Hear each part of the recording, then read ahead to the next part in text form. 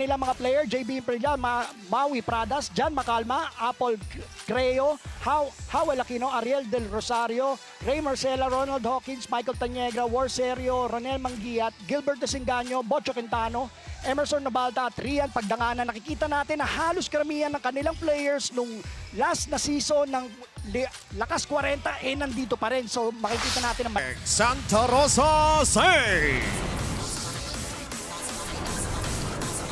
Starting out point guard from Laguna, number 4, JB Imperial. Shooting guard from Laguna, number 11, Michael Taniegra. At center from Tarlac, number 12, John Macalma. Small forward from Laguna, number 45, Ray Marcelia. And power forward from Canlubang, number 29, Maui Brothers. Pulitech Santa Rosa Saints led by Coach Dave Gomez, Assistant Coach John Sarmiento, Team Manager Mr. Dave Gomez, and Team Owners Edward Salvador and Dave Gomez. Your Pulitech Santa Rosa Saints! And now we're on the way para sa laban natin for today. JC2 Slashers, Sea Lions kontra Pulitech Santa Rosa Saints. Ito, napakaganda ng simula. Ayun. Nakakuha ng rebound, steal. Number 45. Good shot for 2 points. Para sa'yo, Derek. Ano ang manok mo ngayon? Tatanungin kita. At i-turnover na natin sa ating courtside reporter si Francine Capili para sa report niya kay Coach Dave. Ayan na, nagdadala ng bola. Binigay yung bola kay number 4. Ang ganda naman nun. Lakas ng loob, Derek. Yun yung mga ganda mga wingman. Dapat pag wingman ka talaga, pagkita, wala. Well, nakikita natin doon, no, yung depensa ng ng JC2 Slasher. So, palaging na gagawa nila na yung ay ng Sea Lions. Yes, very protective sila sa loob. Naka-zone 2-3 sila direct itong Sea Lion. At ito nga namang diskarte ng JC2, nakaman sila pero naka-zone. Pero nalulusutan sila. Pero kailangan nilang umadjust at ito na nga, nakapag-timeout na.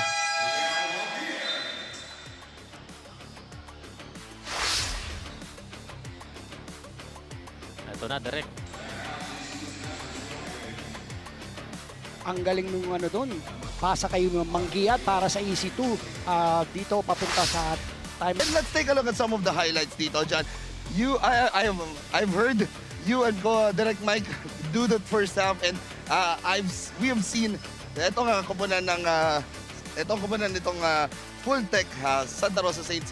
Gumagana yung laro nila, and these are some of the players that played in the first season ng ating Lakas 40. Yes, yung tendencies niya, nakita niya kung sino nasa harapan niya, sigurado aatakihin. 19 points already for Joward Jamil.